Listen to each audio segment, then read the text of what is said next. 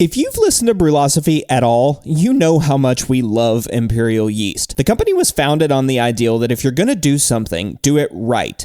From their Imperial Pitch-Right pouches, packing a whopping 200 billion cells of healthy and viable yeast in each pouch, to their commitment to commercial customers, guaranteeing 10 of their most popular strains are in stock for orders up to 20 liters, or the shipping is free, Imperial Yeast does it right. No more worrying about whether you need to make a starter or propagate your yeast prior to pitching. Imperial Yeast makes it easy for the home brewer and commercial brewer to obtain direct pitches at proper rates when you need it. To place a commercial order or to get more information about everything that Imperial Yeast has to offer, head on over to imperialyeast.com. Welcome to the Brew Lab. One of the more common modern ways to get more hop flavor into your beer is to add a charge of hops during the Whirlpool. Tons of wonderful aromatic compounds that volatilize during the boil stay in solution, but it takes a lot of hops. What do those hops do to the beer? Not just from an aroma perspective, but from a shelf stability perspective. Does it help or hurt shelf life? I'm your host, Cade Job, and today in the lab I'm speaking with Dr. Michael Féchir. Adding a ton of hops in the Whirlpool adds a lot of flavor and aroma, but it can be expensive and also increases your losses as you add a whole bunch of plant material that soaks up fresh wort. That plant material also contains a lot of other stuff that may or may not be helpful for the beer, like iron and other trace metals that might affect shelf stability. Enter liquid hop extracts like Incognito, which you've heard me talk about plenty of times on the show. Add Incognito or a similar product during the Whirlpool, and you get all that wonderful hop flavor without the product losses and plant material, and potentially without all that other stuff. So how does that other stuff affect the shelf stability of the beer? Is the shelf stability actually better when using Incognito? These are the questions that Michael and the team wanted to answer. They looked at how trace metals from hops might impact shelf stability and ran sensory to see whether beers brewed with Incognito age better than beers brewed with T90 pellets. It's a cool experiment that I've been teasing for the better part of a year, so I hope you enjoy it. But first, I wanted to say another big thank you to our patrons. None of this would be possible without you. If you're not currently a patron, I encourage you to head over to patreon.com/Brewlosophy and check out the monthly contribution levels. In addition to the feel-good vibes of helping to support the work we do here at Brewlosophy, you get access to a bunch of awesome rewards depending on the different pledge levels that you choose. You can get access to Brewlosophy contributor recipes that we've never before published, new discounts each month to YakimaValleyHops.com, and for $3 a month, access to a monthly live Q&A session with a special guest from a brewing industry. These rewards are truly awesome, and it's a great advantage of becoming a patron, so please do so by visiting patreon.com/Brewlosophy. Thank you to everyone that's left a rating and review of the show. I really appreciate hearing from you all. I love reading your ratings and reviews, and I want to hear more from you. So if you haven't yet left a rating or review, please do so. You can do it wherever you're able to, and it certainly helps us out. I certainly follow those on Apple Podcasts, but anywhere that you're listening to the show, I'm happy to see it. And of course, if you want to send me feedback, you can do so, Cade@Brewlosophy.com. And speaking of feedback this week is brought to you by the dedicated crew at Haas, who bred Sabro from a Neo-Mexicanus subspecies growing in the wild mountains of New Mexico. Think you know Sabro? Think again. This monster of a hop is efficient when it comes to delivering big flavor. Use less green to save more green, if you know what I mean. And if you like pina coladas and getting caught in the rain, try it in the Whirlpool. It's full of aroma and chemical compounds that last from the hot side to the final glass, even if you dry hop on top of it. Sabro's known for its incredible blend of coconut, tropical, and stone fruits with a pronounced cream character with flavors of vanilla, cedar, dill, and even mint. Can't decide where to use it? No sweat. Sabro's available in all Haas hop formats to meet your brewing needs, from highly consistent Lupamax pellets to efficient Incognito and traditional T90 pellets. Learn more about this awesome variety as well as the other innovative products Haas has to offer at johnihaas.com. That's John, the letter I, Haas.com. Okay, on last week's episode, we had a question from Will about using Pichia cluveri to scavenge oxygen in a normal beer. So here's Will's original question. He says, "Hi, Cade. Love listening to the show. Keep up the great work. Listening to the recent episode 120 with Dr. Simon Carlson, his comment about his yeast being able to scavenge oxygen in the package caught my attention for use with alcoholic beer. I was wondering if his yeast could be pitched in a normal strength beer after fermentation and before packaging, for example, at dry hop or in a bright tank to help prevent cold side oxidation in the packaged beer. I don't know what percentage of monosaccharides are left in a finished fermentation, so I guess it could throw the ABV out of spec, but having the ability to consume oxygen even when kept cold sounded like a great way to prevent oxidation. Anyway, it just sounded like this yeast might have an alternative application, although maybe not cost effective. So of course, I sent this question along to Dr. Simon Carlson, and here is his response. He said, "Hi Cade, we've never tried using it to prevent cold side oxidation in regular beer, primarily as we've seen that Pichia cluveri has a low alcohol tolerance, around 4% ABV. But maybe for session beers, it could be worth a try. Some breweries are using the yeast to co-ferment with Saccharomyces to do some flavor differentiation, but here they either pitch it one day before the Saccharomyces or simultaneously with the Saccharomyces. Best regards, Simon." So it sounds like, Will, that alcohol tolerance might be an issue. Still, it could be interesting for some session beers, and I love the suggestion from Simon for co-pitching with normal brewer's yeast for flavor differentiation. This is really cool and something that we should definitely explore more as brewers, is co-pitching different types of yeasts to get different flavors. We don't have to just do one strain and be satisfied. We can mix and match and do whatever we want as brewers. So thanks, Simon, for that suggestion, and thanks, Will, for the question. All right, I'll be back in a few minutes with Dr. Michael Féchir to talk about how Whirlpool hopping with liquid hop extracts affects shelf stability.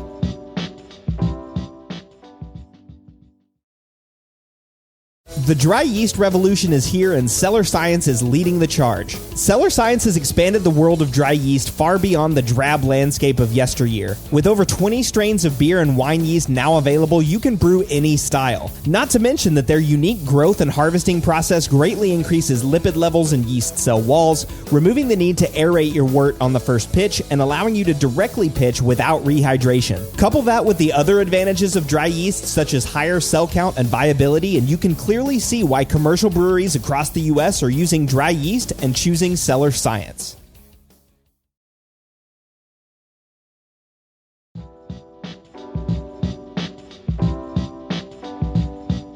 India Pale Ales are known for their characteristic hoppy flavor, which mostly derives from late hopping additions after the boil, either during the whirlpool or when dry hopping. The thing is, it requires a lot of hops, which means less yield out of the beer and potentially lower shelf stability, as these beers are notoriously unstable. So with me today in the lab to talk about one of the new liquid hop products and research he performed on its shelf stability while at Oregon State University is Dr. Michael Féchir. Michael, welcome back to the Brew Lab. Yeah, thanks. Nice to be back. Always a pleasure. Yeah, I mean, you are, of course, back in Germany now, right? So are you still getting a decent amount of heavily Whirlpool hopped IPAs like Oregon, or is it back to lagers? That's an interesting question. So the first few months I missed it, but I would say right now 50-50. The good thing is here where I live, there is a few big beer markets that are also famous to have things in store from all over the world. So in case I need an Oregon IPA, I can go there and have one. Yeah. That's good. Well, I'm glad it's not totally the IPA desert out there. But again, I'm a big lager fan. So I think like you, I'd be okay as well. And still haven't been to Germany to try German lagers, but I'm excited to come at some point. Well, listeners, you'll remember Michael from episode 54, where we talked about hop terroir, and then also from episode 58, where we talked about his work in understanding specialty malt flavor. Michael, you've had some pretty significant life changes since we last spoke at episode 58. What's been going on with you? Yeah, so quite a few things. So first, I moved from academia to industry. So I have a bit more than a year in the mostly plant-based dairy alternatives area. Oh, fun. So cereals and pulses, also malt extract a little bit, so not that far away. Yeah, and recently got married on the private side, so everything good there. And yeah, and I also decided to get back into research in academia and especially brewing sometime soon in October as a professor of beverage technology, which I'm really excited about. Very good. And what university? It's a dual appointment, if I remember right. Yes, it's called tandem professorship. It's kind of a new concept. It's like a 50% professorship at the University of Applied Sciences in Trier, mostly in the area of beverage technology, sustainability, these kind of things. Also like international students, so a lot of English teaching. And then a 50% R&D position in a large brewery around the corner there. So I'll have both worlds, so the best of both. That's great. Yeah, you'll have industry as well as academic. So that should be a lot of fun. I'm excited, and I hope to work with you in the future on some projects. I'm sure we will. But today we're going to be talking about hop flavor, and specifically what happens to hop flavor as you age beers, and looking primarily at the Whirlpool. So this is pretty interesting, right? I mean, hop flavor, of course, is notoriously not shelf stable. That's why we always recommend that you drink IPAs fresh. But OSU and John I. Haas wanted to look at why and also whether new hop products like Incognito might behave similarly or differently than T90 pellets. So Michael was part of a research team that looked at all of this stuff. So it looked at hop stability. It looked at why, how metals that are present in wort might impact shelf stability, and also compared Incognito, so those CO2 extracts, to T90 pellets to see if there were any differences over shelf stability. So if you've been a regular listener of the podcast, every time I've had Jeff Daly on, I've teased that I was going to be talking with Michael about this episode because Jeff has been on before and we've talked about Incognito specifically, but this was kind of a really cool shelf study project that Michael was part of and that Jeff was also a co-author on the paper. So it's been pretty cool, and I've teased this a couple of times, and I'm excited to finally get this recorded and out there for everybody to listen to. So, okay, I want to start then right at the top, Michael. So I've certainly had several experiences where I go to drink a nice hoppy beer and I get nothing or very little hop flavor. Why is hop flavor so unstable? Yeah, that's a good question, and an experience we all don't want to have, of course. Yeah. So there's basically three different factors impacting the stability, flavor stability of especially hoppy forward beer. So first and almost most important is oxygen. So the amount of oxygen, especially after fermentation, in the finished cans or bottles, because they drive oxidation of especially flavor compounds, leading to this typical stale, like cardboard, sometimes these dried fruit, raisin aromas, cherry, if you go really bad. Yeah, hard candy. That's what it always tastes like to me. Just like just like candy, sweet. Yeah. Mm-hmm. And then the second part is metal ions, transition metal ions, as you already mentioned. So here we have a few important ones. So iron 2+ and 3+, and copper 2+, and also manganese can be important, as a few recent papers have pointed out, because these basically catalyze some reactions that form radicals. So this is in iron, it's called the Fenton reaction, and with copper, it's called the Haber-Weiss reaction. So this is also important. There's a few different sources where these can come from, so maybe we'll talk a bit in detail later. And a third area is the presence of antioxidants or anti-radical compounds, and here we have a few different options. So SO2, for example, polyphenols. I mean, the pH also plays a role, but minor compared to these three. Right. So presence of oxygen, that's kind of the big one, and that's the one that we focus on a lot. But also the presence of these transition metals having a role in flavor stability. So let's talk about, because that's kind of the one that you guys focused on in this paper. Let's talk about that second one. Well, let me back up for a second. You also looked at sulfur dioxide, SO2, in this as well, as another aspect of stability. But I want to focus for at least right now on those transition metals. So what are they and how do they impact flavor stability? So there's a few different sources where they can come from in the beer. So first of all, the raw materials. So water, with like a relatively monitored quality, that's not a big issue, mostly for bigger breweries. Then we have malt and hops, of course. So here, depends a bit on fertilization on the field, the kinds of kind of soils that we have, the processing. the yeast can also bring a little bit of that. And then also like metal surfaces that are in direct contact with the product. But this should, in a modern brewery, shouldn't be a big problem usually. But if you have like, for example, old like copper devices, like in a distillery or something, that can lead to some problems. But it's mostly malt and hops, I would say. And some of these ions are also important for the yeast later, so as nutrients. So we can't take all of them out because, as you well know, then we get some issues. Right. That's a good point, right? Some of these metals are actually required for yeast nutrition, like zinc, right? And let's see, is it calcium? Yeah, calcium and so on. Yeah, exactly. Some of those other metals are very, very useful, and the yeast need those as nutrition. But it's it's the copper 2+, the iron 2+, and 3+, and then manganese 2+. So how do those? So then, how do they impact the reaction? Like, what are they doing? You actually, I think you already answered this question. They're catalyzing this radical formation, right? Is that what they're doing?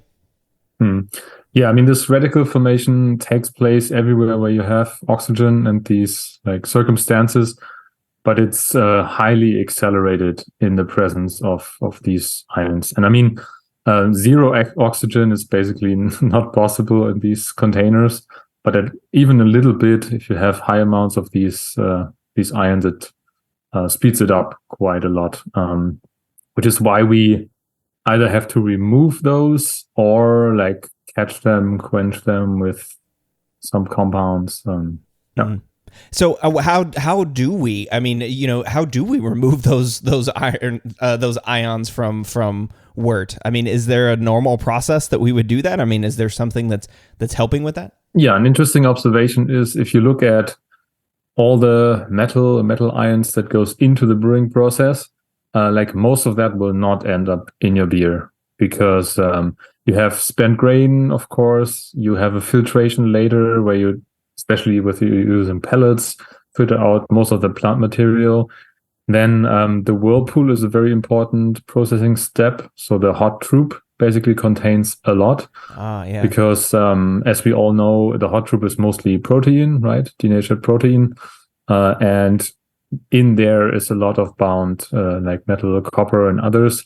So it's only a tiny amount of the metals that go in that ends up in the beer. I would say like 95% or more goes out with the hot troop. But even that little bit that remains can cause some issues later. Yeah.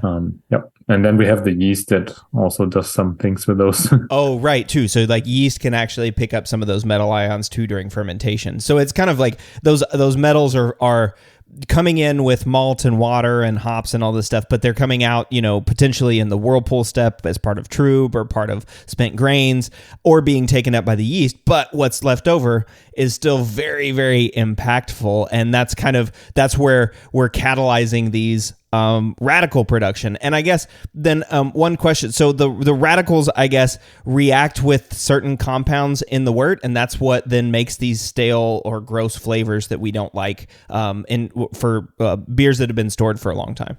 Yeah, and so actually the yeast is helping us a little bit to avoid that. Yeah, especially some yeasts form SO2, some more, some less. Especially the bottom fermenting ones form a bit more from what's mentioned in the literature. And these basically, the SO2 works as kind of a buffer to like react with these radicals. I see. And the hypothesis is that we have a few other compounds, mostly from hops. I mean, from malt, it is a mixed bag because in malt we have compounds that help us, like polyphenols that can bind these metal ions, but we also have some Maillard reaction products, especially in darker malts, that can accelerate oxidation. So we have kind of a benefit and a negative effect. On hops, it's pretty clear in the literature that we mostly have a positive effect. So here we have polyphenols, especially if we work with plant materials or pellets mostly, or even full cones. And these mostly work as quenching agents. So they catch these metal ions and bind them or complexate them. And then on the other side, we have the hop acids. So alpha, isoalpha, and beta acids that also complexate these ions. And then to a smaller extent, also quinones and things like that. And we were not sure, like, is the polyphenols more important or the acids or both interplay? Because we know in pellets, we have more polyphenols, and in most hop extracts, we have less polyphenols, but more of the acids, basically. And we wanted to know, like, which of those is more important and which helps more. I see. So then the pellets might have more polyphenols, but the like Incognito, for example, wouldn't have as many polyphenols. So that's kind of one of the questions then that you're looking at in answering in this research. Yes. So first of all, we wanted to see how much does Whirlpool hopping help in increasing flavor stability? Does it help at all? We were not so sure about that to maintain the hoppy freshness. Which of the two product categories helps more? So either pellets or a critical CO2 extract in this case. And then also at what dosages? So how much do we need? Is it realistic? Also cost-wise, does it make sense? And first of all, we looked at what impact that has on metal ions in wort. So we did like, we called it benchtop wort boiling. Oh, yeah. Which is just like 5-liter flasks. We simulated a boiling or meshing. And we added different hopping dosages. So we had a constant kettle hopping with a bitter acid, which is called flex. So that was the same, targeting around 20 IBU. It's pretty typical right at the start of our wort boiling. And then we did a typical boiling, 45 minutes. And then we let it cool down a little bit and swirled it in every 5 minutes by hand to simulate a whirlpool, basically, cool down over, I think it was half an hour. And at the start of that whirlpooling, we did different whirlpool hop additions. So different dosages of extract and also incognito. Important in this case, it was all Citra. So the pellets and the extracts are both Citra from the same harvest year and also the same region. So we could take that variable out. And then the wort basically cooled down over half an hour to around 80 degrees. And then we separated the hot troop by decantation, basically, and then took samples of troop and wort to analyze them for different metal ions. And here we looked at 8 different ones, including iron and copper, but also zinc, manganese, magnesium, and a few others. And we worked together with the environmental lab at OSU, who have a nice ICP OES to analyze these kinds of ion. So ICP is inductively coupled plasma. So this is similar to a mass spectrometry, basically. Oh, okay. So chromatography. Yes, so that was the first step, right? To get to figure out what interaction the hops are having with the metals, and so I guess we should ask a question here, like at the top. What did you guys? So what was there a hypothesis going in? I mean, did you expect? Were there any guesses about which one might interact with those metal ions better or worse? Johnny Haas, they produce both, so pellets as well as extract.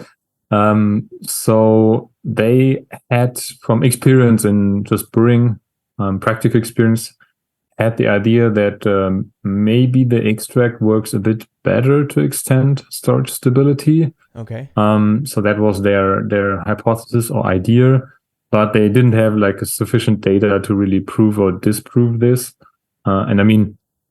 If yes or no didn't really matter because they were producing both, but it was good to know, especially with these newer kinds of products like flavor extracts, things like that. Yeah. Well, and I guess that's also, this is one of those rare instances where the no difference is still a good outcome, right? I mean, sure, if the Incognito product extends shelf life, then that's great, right? You can certainly market that, and maybe that's a reason to use that product. But at the same time, one of the benefits of Incognito is that it doesn't have all of that plant material that T90 pellets have. So, you you get a higher yield out of your beer because you're not using all of that plant material. You're not losing that waste, that beer that's sucked up by the plant material. So it's kind of like, even if they act the same, that's still okay, right? For John I. Haas. I mean, that's still a cool outcome for them, I guess, right?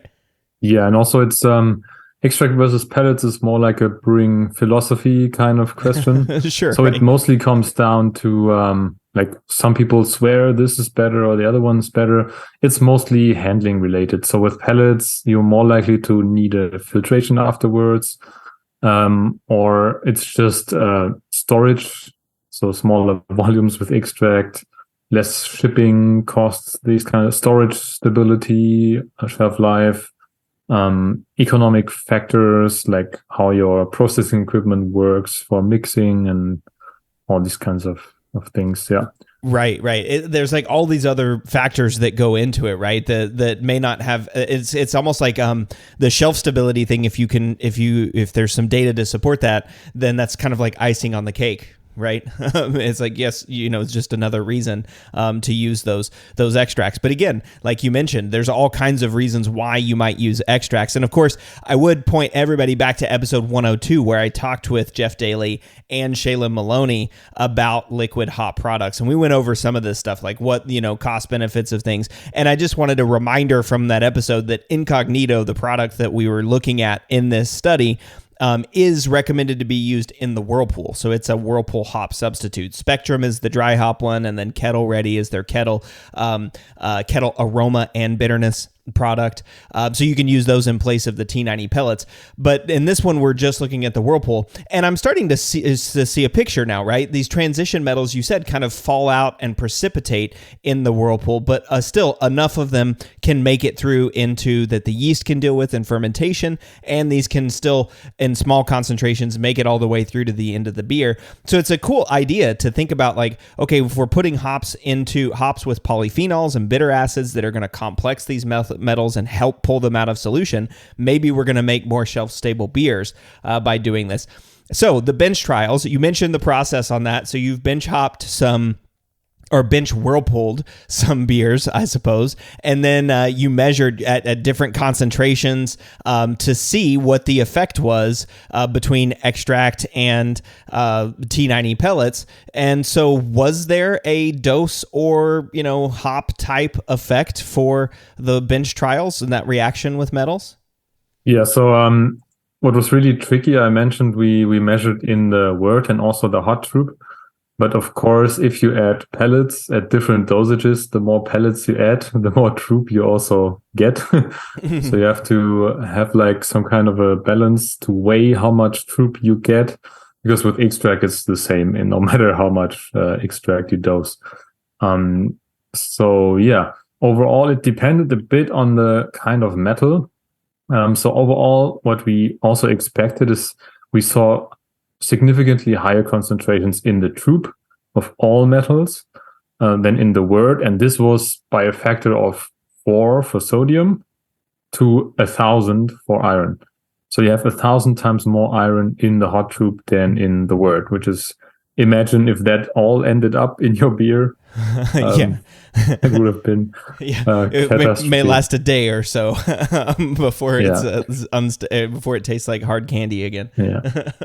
Yeah, so for magnesium, sodium, calcium, and zinc, we didn't really see a dose impact of like the two different products and also the doses. For potassium, there was a significant higher concentration in wort and also troop produced with the pellets, but there was no clear dose effect. So somehow there was more potassium with pellets. And then the last two ones were copper and iron, which were interesting.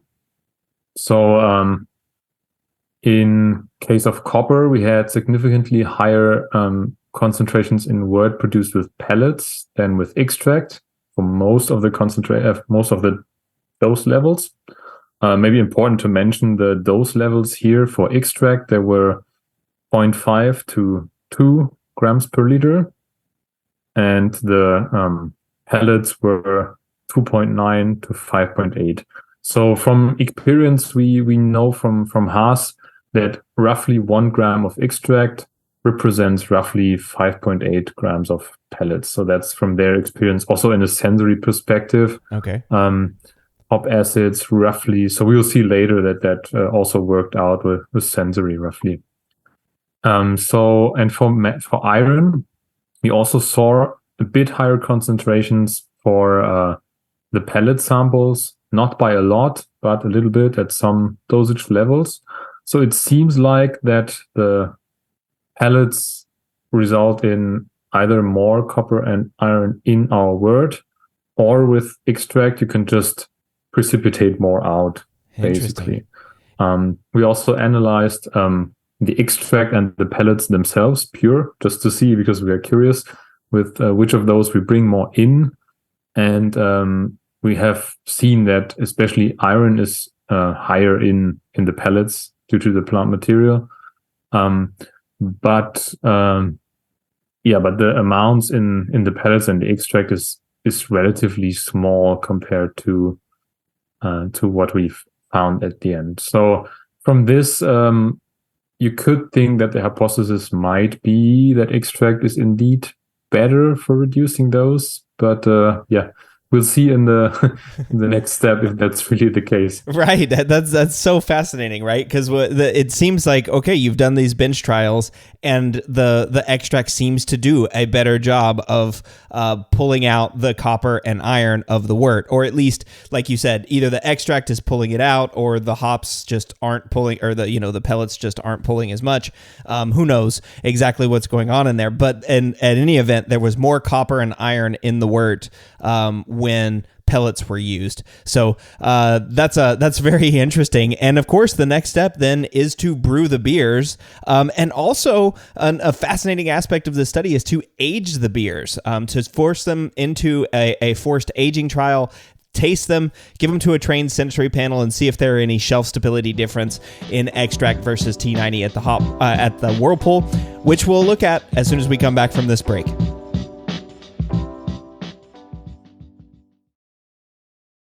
One of the biggest improvements to my brewing practices was the upgrade to stainless steel, and Delta Brewing Systems offers some of the lowest prices on high-quality stainless gear, like the Firm Tank, which holds 8 gallons or 30 liters of wort, comes with a domed lid to reduce the chances of a messy blow-off, and it can hold up to 4 psi of pressure. Delta Brewing Systems also has their own line of brew kettles, as well as one of the lowest-priced all-in-one electric brew systems out there, and their prices are remarkably affordable. If you're in the market for legit stainless gear that won't break the bank, you've got to check out deltabrewingsystems.com.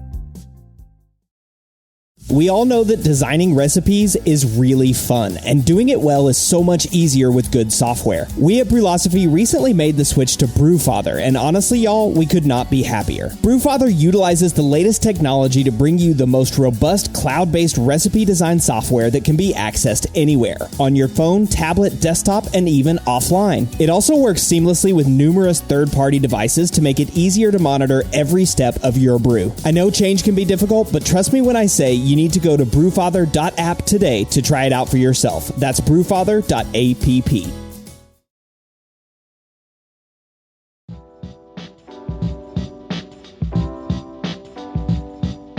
No one likes to drink a stale hoppy ale. As much as that sounds like an interesting name, ooh, gross. The taste is often like wet cardboard or hard candy instead of that citrus, tropical, fruity, and vibrant flavor that we like to have in IPAs. So let me get this straight then, Michael. Your study design for this experiment, if I understand, the aging experiment, was to make a hoppy ale and then force it to go stale and serve it to people to drink. Yeah, that's in summary basically what we did. I mean, at the start they were pretty fresh, so right.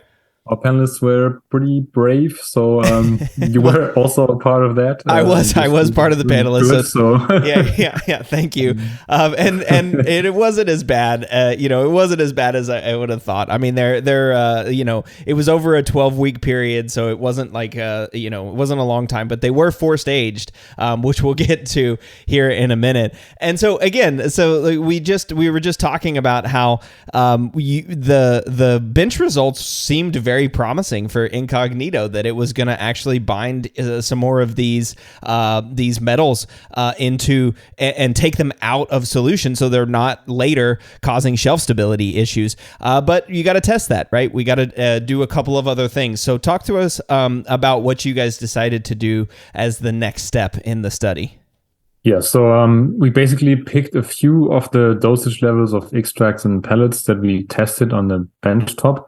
And the good thing is, what I didn't mention before is the wort for the benchtop trials was not produced in this small scale. It was one large batch of over 100 liters from our pilot brewery that we just split.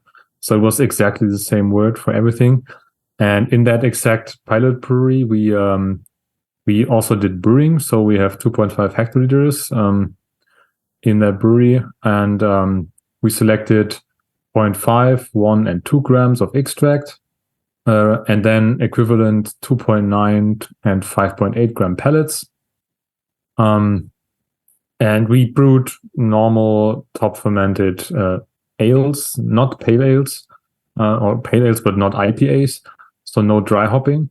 So we did the normal kettle bitter hopping, as we also did on the benchtop, and then our different Whirlpool hop additions. So this was a typical pale beer with around 8 EBC, between 16 and 45 IBU, depending, of course, on the hop dosage. 14 Plato or 15, so we had roughly 6.5% ABV. And yeah, we did some forced aging, as you mentioned. So looking at literature and also experience from industry partners, we decided for 30 Celsius. So we basically filled those into 20-liter kegs and stored them at 30 Celsius for up to 12 weeks. And if you look at literature, this roughly represents an aging of 1 to 2 years, which is quite a lot, because usually shelf life is half a year, maybe for an export a year maximum. So this is definitely over the shelf life. Yeah. And since Johnny Haas and OSU was involved in this, we had the idea to also do it at both locations. So we brewed at OSU, and then we basically filled it into different kegs and kept one at OSU and sent one to Haas. And they did the same storage, also 30 degrees for the same time period. And we had 2 panels, one at OSU and one at Haas, with 8 people at each location. And they were basically trained the same by me and Jeff Daly, respectively.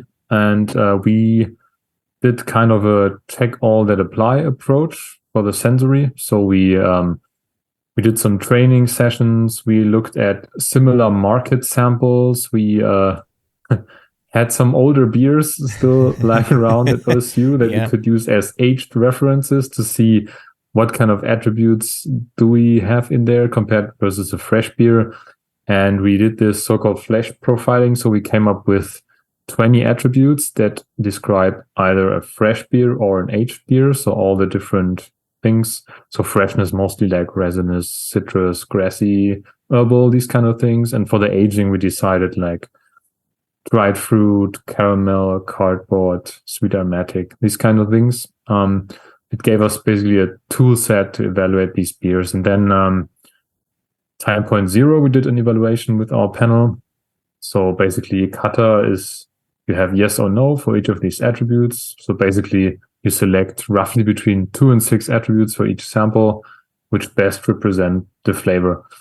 So you get the overall frequency of the panel. We threw both panel data together to have like a industry and academia representative panel, all ages, from students to professors. So a good average. And we did this time point 0 to get our baseline, basically.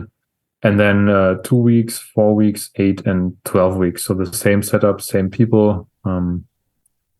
Yeah, over the aging study. And it's cool too. So starting at time point zero, there's a couple of things that you can look at time point zero, right? This is a fresh IPA. And so remember, we're using two different hop products here. You're using extract and T90 pellets. So at time zero, this is a good opportunity to see what panelists thought, at least in terms of attributes with hops or beers that were brewed with extracts versus pellets. So that's kind of a cool thing to do. So you were able to kind of look at time zero, get the baseline of each of the beers, and then take them through the aging. So at the time zero, there were some interesting findings that you guys had, right?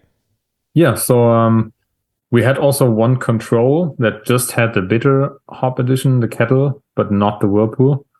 And we have seen that, especially with the increased dosages of the Whirlpool hopping, we see that the pellets resulted mostly in a strong resinous flavor, and the extract resulted in a bit more like double citrus or sweaty area, and the control, of course, less of both. Right. It was still not staled, but it was relatively neutral, more like fermentation things. So we had quite some significant differences at the start.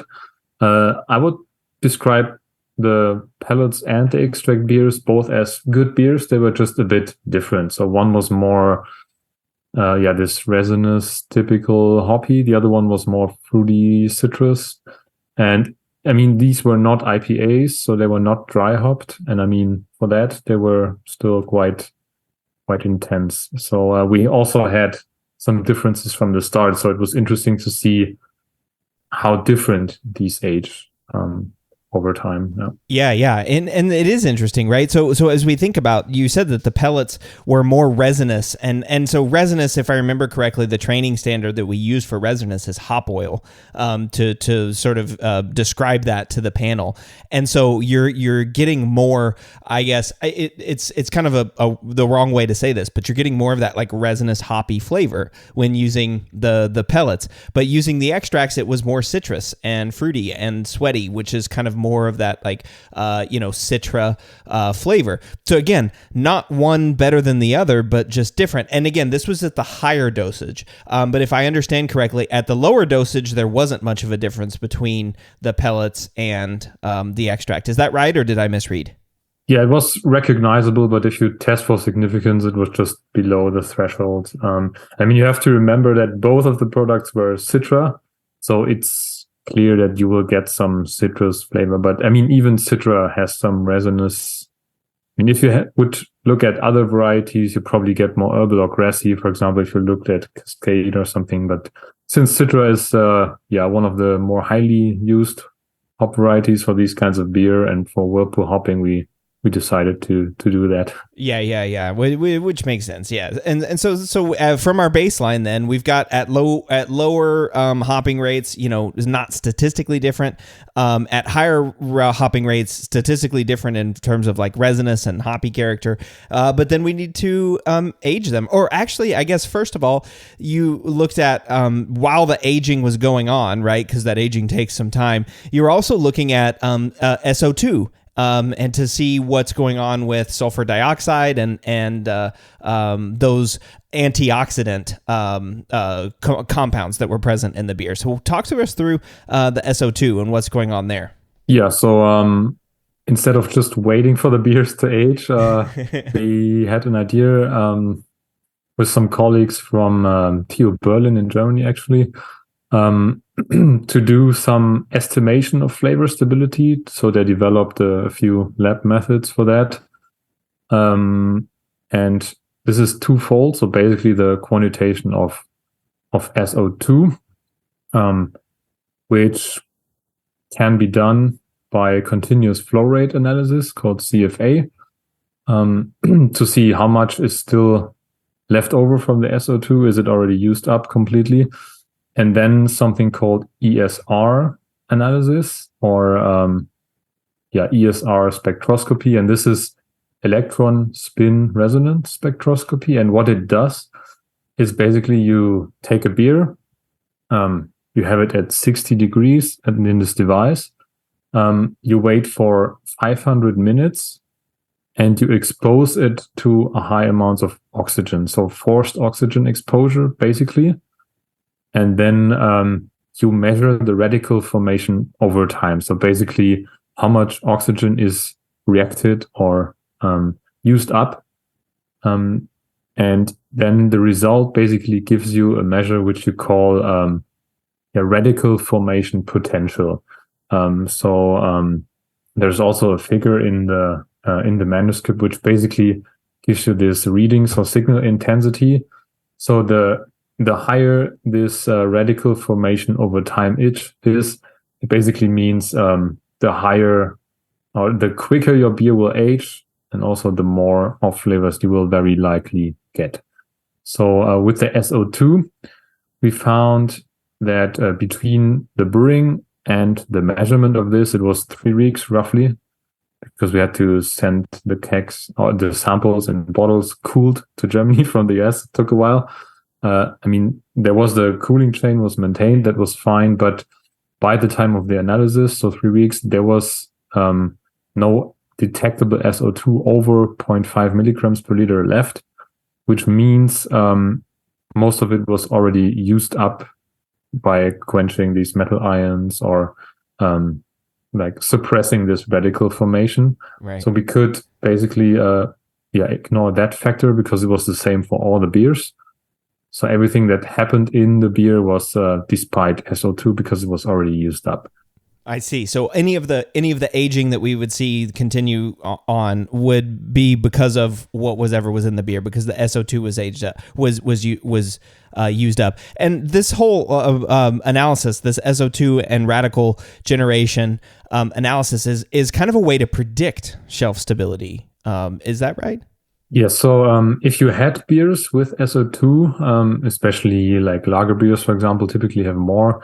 You would have a lag phase at this diagram. So first you expose it to oxygen, but the first few minutes, nothing happens because all the oxygen binds to the SO2 and they catch it all, the radicals. And then at some point it goes up. In our beers, it immediately went up the curve a little bit.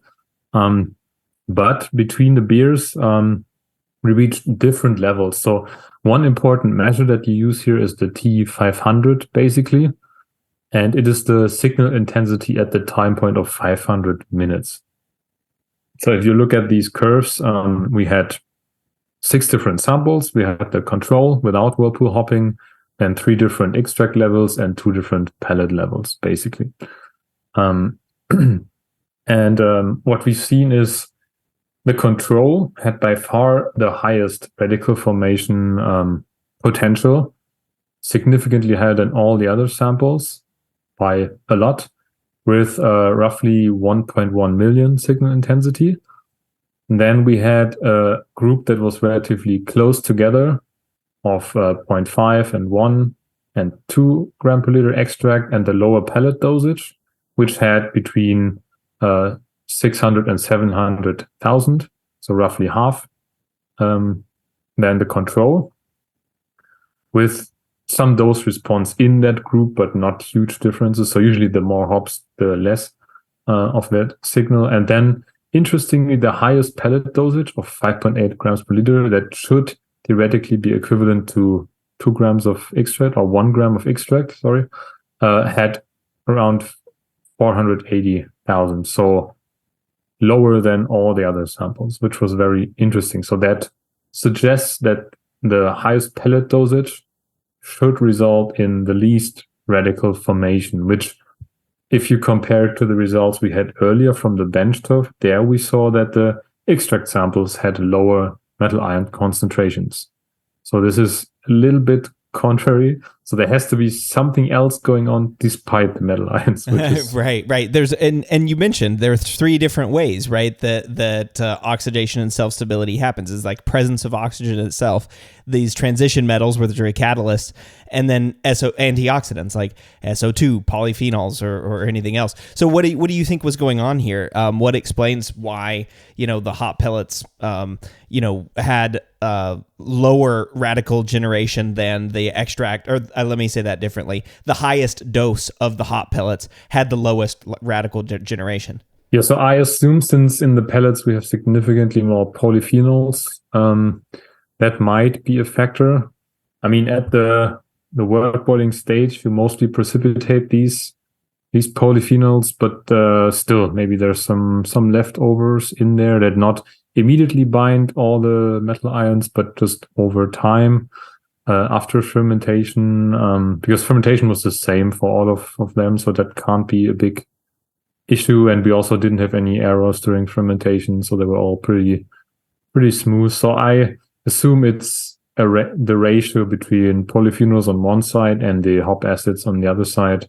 They both help, but maybe the ratio is different in extracts and pellets. Sure, just different ratios of those things. So it's kind of interesting. So we've got like some benchtop trials that show that extracts maybe are better with transition metals, with making them complex and fall out of solution. But then the highest dosage of pellets also seem to lead to lower radical formation, which is interesting. That's kind of just a second, another way to look at it. So then it makes sense. The thing that you've got to look at now is how do the beers age over time, and are there differences based on hop dosage? Are there differences based on hop type? And you kind of looked at this in a really cool way. You kind of divided the beers over into two groups and then ran statistical analysis separately. So one of it was kind of just looking at like the age itself, like an age related group. And then the other one was based on hop dose and hop type. So let's start with kind of like the age related group. What did you see in terms of, were the beers different as they aged? Did they age differently? Yeah, I mean, we already discussed that at time zero, there were quite some differences.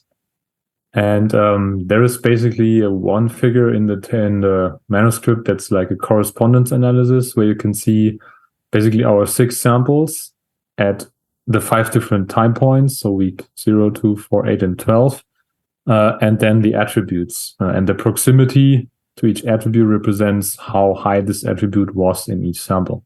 So we basically took each beer at each time point as a new sample in there, and which was very interesting.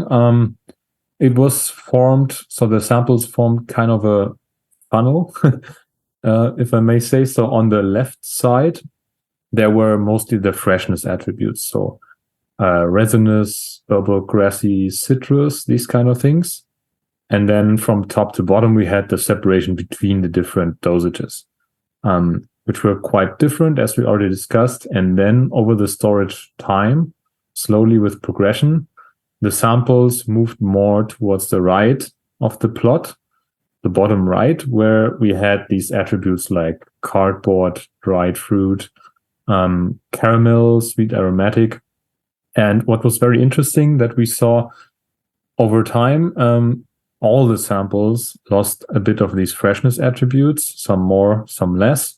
The control lost most, which is not surprising, but good to see still. And also the samples got more similar over time.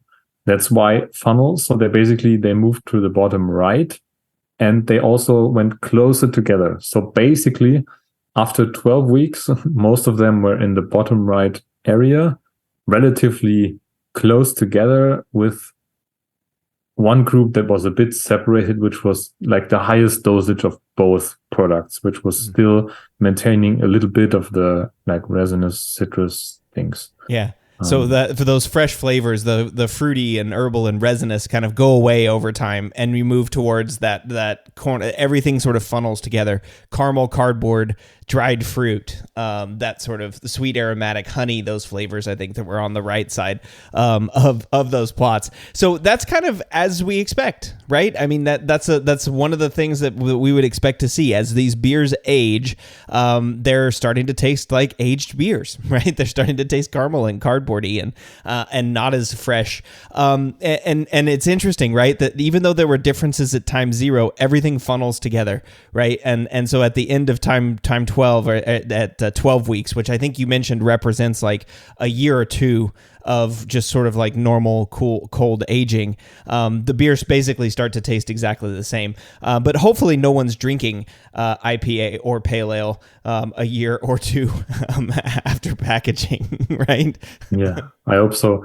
So, I mean, as you might know, I'm often a fan of statistics. So we did some testing, and we've seen that if we throw all the samples at all time points together and do something like a Cochrane Q test, we see of the 20 attributes that caramel, cardboard, citrus, dried fruit, resinous, spicy, sweaty, sweet aromatic, and honey show significant differences overall, which are either time related or dose related. And at this point, we only knew, okay, we had to focus on these because all the others did not change either between samples nor significantly between the time points. So these were our most important ones. So 1, 2, 3, 4, 5, 6, 7, 8, 9 out of the 20. And the next step was basically to find out, okay, which of these are age related and which are dose related. So for that, we did an analysis of variance and a Féchir multiple comparison, where we basically tested two different things, as you already mentioned. So one dose effect and one time effect. So for the time effect, we basically took at each time point all 6 samples, put them into one group. So we had all samples at week 0, all samples at week 2, 4, 8, 12, and so on, and tested the whole samples between 2 time points versus each other. And when we found significance there, we knew that these are age related, basically, because all the beers developed these over time or lost these over time. So this was caramel, cardboard, dried fruit, and honey. So these increased over time. Okay. So those are the descriptors that might be related to age related, to age, right? Caramel, cardboard, dried fruit, and honey. Those are the ones that would increase or show or correlate closely to aging. Yeah. And what was also interesting is that the unhopped control developed more of this like honey, caramel, cardboard thing. And the more hoppy ones developed more of this dried fruit flavor. And the second perspective was the dose related. So here we basically took one sample at all the 5 different time points. So 0.5 gram per liter extract at the 5 different time points and made that a group and tested it versus the other samples in each of their group at all the time points, independent of the time. So how they aged over time.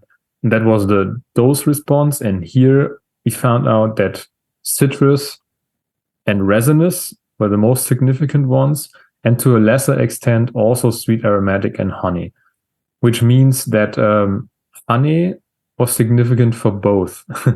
Basically, it was not the most significant one. So for the age-related, cardboard, caramel, dried fruit were more important, and for the dose, we had citrus and resinous. But so basically, there was a difference in honey between dosages and also over time a little bit, which is interesting. And sweet aromatic also a little bit.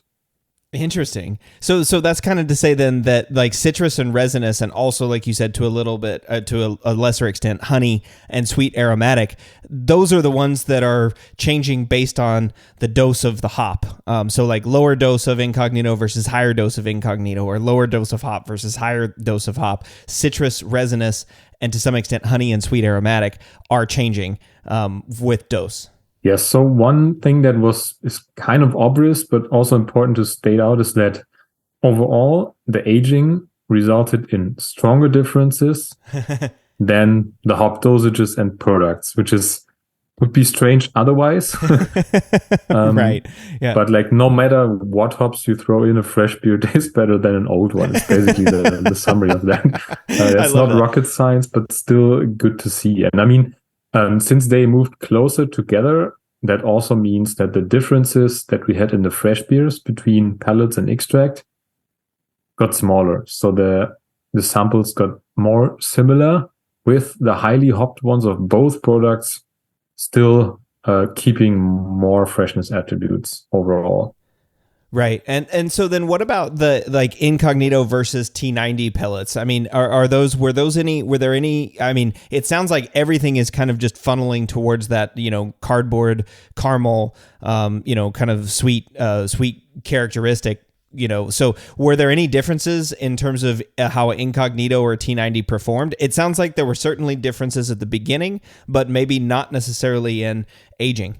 They were both hop products were similarly well suited to prohibit the formation, or at least minimize the formation of the off flavors that are age related. But we still had a little bit of this trend that the pellet samples were a bit more resinous and the extract ones were a bit more citrus. But in terms of prohibiting the age related off flavors, they were both pretty similar and capable. So with the benchtop trials, we've basically seen extract are the winner with metal ions. Uh-huh.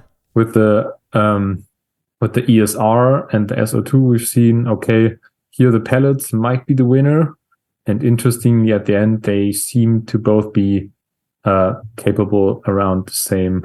Around the same, yeah. So the magnitude of their ability to do it, they make beers more stable using different methods, but ultimately to the same level, right? So the beers are going to last essentially the same amount of time with either variety, or with either type of product, Incognito or T90 pellets. And that's pretty interesting. I think that's really cool, right? And that's, in my opinion, a big takeaway, right? Is that Incognito and T90 pellets performed similarly in terms of shelf stability. At the end of the day, whenever you serve it to panelists and you do Cade and you run statistics on it, which is a big deal, right? Again, a value proposition of Incognito is that it tastes the same as T90 pellets, right? And so you can use its same flavor and aroma, but it doesn't have all of the process loss that's associated with T90 pellets. And it, reduce shipping costs and all these other things. And you had this great quote in the paper, and it said the choice between pellets and extract for the same application primarily depends on technological, economical, and logistic requirements. I love that. I think that's just such a great summary of the all of this research and what this what the big takeaway here was from. And honestly, that's probably got to be pretty exciting for John I. Haas too. They got to be pretty excited that it's basically these are the decisions that you're making in terms of pellets versus extract, because now they've got data to support their marketing materials. Yeah, I mean it would probably be interesting for them also to would have seen hey, our new Incognito is the better one, but sure, this it's also pretty great. And I mean, from the start we didn't know what will come out, so it was pretty open to the conclusion, which was nice that they still supported this all the way, also to publication, no matter what result came out. And one thing we also have to keep in mind is that, as you said, this aging related to roughly a year or two of aging, which is quite a lot and usually not the range after which people still drink the beer. So interestingly, if we just do half of that or even less, maybe somewhere in the middle range, 4 weeks, we see that the age-related flavors are way less in the highly hopped ones. So after that amount of time, so 12 weeks at 30 Celsius, even high hop dosage were not able to completely prohibit that. And as you see with one part of the paper where we calculated the overall aging score, basically, which was a summary of the sensory, we see that the highest hop dosage lost about 50% of their freshness, and compared to the control, which lost, we defined that as 100% aging intensity. So basically the highly hopped ones developed half as much off flavors as the unhopped control, which is still interesting. Yeah, that's very interesting. And honestly, that's a little bit different than what I had heard or thought anecdotally, right? I had thought like, okay, if you're adding a whole bunch of hops into the beer, that's going to be really unstable, because it seems to me that IPAs and pale ales are the ones that are more unstable than if I was just drinking like a blonde ale or something like that, or a lager, for example. But it sounds like the higher dosing rates are actually helping a little bit with stability, at least in this research study, and at least just looking at Citra and using Citra hops and extracts. Yeah, and one important thing is also the time point of hopping. So this is basically a perfect advertisement for Whirlpool hopping, right? Because if you brewed an ale and you did not do Whirlpool hopping so far, this basically shows you no matter how much Whirlpool hopping you do, it will help with flavor stability, even if it's a low dosage. One question is, what happens with dry hopping? Because we did not look at dry hopping, so that would be an interesting outlook, basically. Because for dry hopping, you don't have a boiling step afterwards where you take out hot brew again. So here, all the metal ions that we bring in basically almost exclusively remain in the beer. So if we see that with pellets, there's a lot of and they're mostly going to come from the hops, from the pellets, right? Those ions are going to come in from the pellets. Oh, that's an interesting one. Okay, Jeff, if you're listening, don't take them out again, yeah, Jeff, if you're listening to this, all right, we got another experiment that we need to do at Oregon State, is look at the dry hop piece of this. Yeah, exactly. If you don't take those metals back out or don't take those pellets back out again, you're just adding all this back in, which is very interesting. So I love that takeaway too. I don't want that to get lost. Any amount of whirlpooling seems like it might be beneficial in shelf stability if you're making a pale ale. That's a really, really cool and a really interesting takeaway. Well, I always ask this sort of towards the end of the show then, Michael, if you want brewers to take away just one thing from today's episode, what would it be? I mean, it was the perfect takeaway already. So right? if you it's don't whirlpool hop, then consider it. And I mean, one thing that would also be very interesting to look at is specifically adding metal or spiking metal ions at some point, either during brewing or afterwards, and see where does it end up or what happens with it. That would be interesting. But I mean, for brewers, try to minimize oxygen. Try to minimize oxygen. Screen your raw materials, malt and hops, that you get lowest amounts of iron and copper as possible. Then especially after fermentation, keep the oxygen as low as possible, and I think that should help. Yeah, that should help. That's a good point, right? There are other tools that you can pull in terms of keep maintaining shelf stability, and oxygen still is the biggest one, right? Avoid any oxygen, and that's still going to be the biggest way to reduce or increase your shelf stability or reduce oxygen radical formation. Yeah, and cooling, of course. Yeah, cooling. Yeah, keeping it cool too, right? Exactly. Yeah, well, this was a really fun experiment. I'm glad that you guys did this. It's really interesting to see, shelf stability, but also look at, a T90 pellet versus an extract. So great research and great experiment to share with us. Is there anything else about the project that you wanted to talk about that we didn't get to today? I think I would use the time to thank all my co-authors and colleagues, especially the folks at Haas who kicked this off with us. And also the other Jeff at OSU, Jeff Clausen, for all the brewing work. So he's a pretty amazing brewer. And all the panelists, of course, who had to evaluate these beers that went worse and worse over time. But as you said, it was still okay. It still wasn't that bad. I mean, they were stale, but not too bad. Yeah. And without them, this wouldn't have been possible. And also my colleagues at TU Berlin, especially Philipp Wiedstock, who did the ESR analysis. It was pretty fun. And maybe at some point I'll get the chance to give a talk about this topic, maybe at next year's EBC in France or other opportunities, because I haven't yet. No, that'd be a fantastic one. I think it's a really interesting research, and I can't wait to see you talk about it in the future. Well, and Michael, thank you so much for joining me today in the Brew Lab. Yeah, likewise. Thank you. All right. Well, listeners, in the show notes, you'll find a link to Michael's paper, which is titled The Impact of Whirlpool Hop Addition on Wort Metal Ion Composition and on the Flavor Stability of American-Style Pale Ales using Citra Hop Extract and Pellets. This was published in the Journal of the American Society of Brewing Chemists in June 2022. And by the way, I believe it's free. So if you want to check it out at your leisure, and I'll be happy to send you a link to the article. Next week, Jordan and I will be back applying the science of this episode, and we'll see y'all then.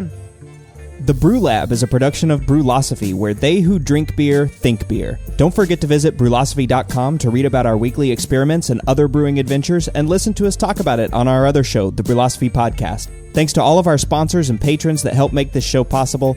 If you'd like to receive a reward for helping us do what we do, visit patreon.com/brewlosophy to see how you can do just that. Thanks so much for listening. We'll be back in the Brew Lab with another guest next week. Until then, think beer.